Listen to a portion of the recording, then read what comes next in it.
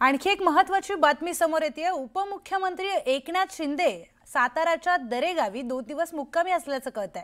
यावेळी एकनाथ शिंदे शेतात रमल्याचं देखील पाहायला मिळतंय।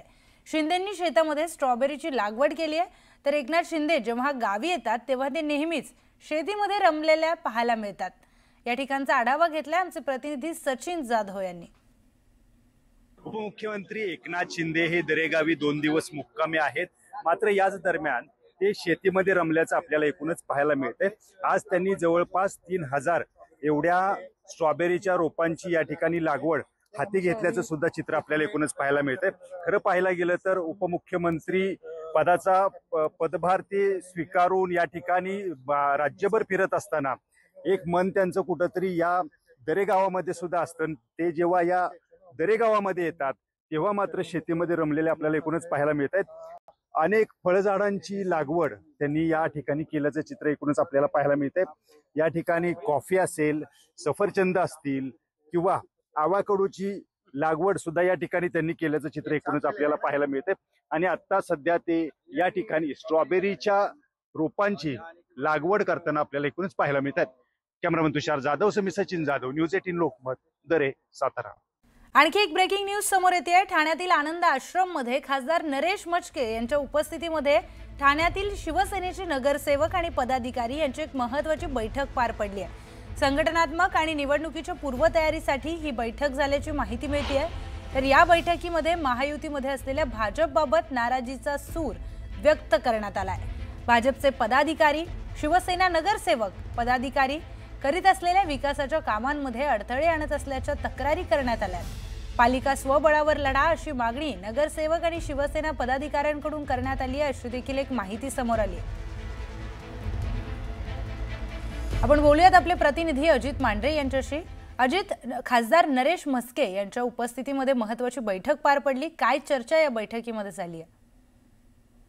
आताच महाविकास आघाडीमध्ये कशी बिघाडी आहे मनसेला घेऊन कसं काँग्रेसनं एक वेगळा सूर जो आळवलेला आहे, त्यामुळे दुसरीकडे जर आपण पाहिलं तर महायुतीमध्ये देखील काही आलबेल नाहीये, हे पुन्हा एकदा स्पष्ट झालेलं आहे।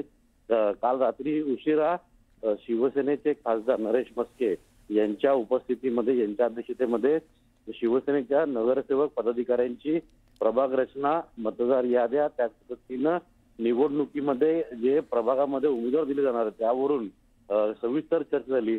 पण ह्या मुद्द्यांवरती चर्चा जी आहे ती अगदी थोडक्यात झाली असून जास्तीत जास्त चर्चा जी आहे ती फक्त एका मुद्द्यावर झाली, ती म्हणजे भाजप आणि राष्ट्रवादी काँग्रेस पक्ष, अजित पवार गट या 2 पक्षांना जर आपण सोबत घेतलं तर आपलं नुकसान आहे। त्याच पद्धतीनं ज्या पद्धतीनं हे 2 पक्ष, विशेष करून भाजप जी शिवसेनेच्या विरोधात भूमिका घेते, भाजपचे आमदार असतील, भाजपचे मुख्य पदाधिकारी असतील, हे ज्या पद्धतीने उघडपणे उपमुख्यमंत्री एकनाथ शिंदे यांच्या विरोधात बोलतात आणि यामुळे एक वेगळं वातावरण तयार झालेलं आहे। जर आपण यांना विरोध नाही केला किंवा आपण यांना उत्तर दिलं नाही तर मात्र आपल्याला या निवडणुकीमध्ये प्रचार करणं अवघड होऊन बसेल।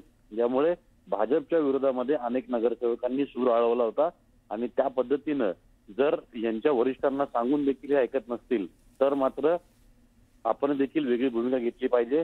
निवडणुका कोणत्याही क्षणी लागू शकतात आणि त्यात आपण कुठे मागे पडायला नको अशी भूमिका शिवसेनेच्या नगरसेवकांनी घेतली। म्हणजे एकंदर भाजपचे, विशेष करून गणेश नाईक असेल किंवा संजय केळकर असतील, यांनी अनेकदा शिवसेनेच्या विरोधामध्ये किंवा ठाणे महानगरपालिकेच्या विरोधामध्ये स्टेटमेंट केलेली आहेत। त्या पार्श्वभूमीवरती जर त्यांनी अशा पद्धतीने स्टेटमेंट केलं तर मात्र शिवसेना त्याचा भुर्दंड भोगावा लागू शकतो। त्यामुळे आता आपणही ठोस भूमिका घेणं गरजेचं आहे। या सगळ्या गोष्टी ज्या नगरसेवकांनी आणि पदाधिकाऱ्यांनी मांडल्या आणि याच गोष्टी ज्या आहेत त्या आता पुढे शिवसेनेच्या वरिष्ठांकडे मांडल्या जातील, त्यातून नंतर भूमिका स्पष्ट केली जाईल। पण जसं महाविकास आघाडीमध्ये मनसेला घेऊन आंदोलन सुरू आहे, तसंच भाजप आणि शिवसेनेमध्ये काही आलबेल नाहीये, हे देखील आता स्पष्ट झालंय। बरोबर, निश्चितच अजित, धन्यवाद आपण दिलेल्या सविस्तर माहितीसाठी।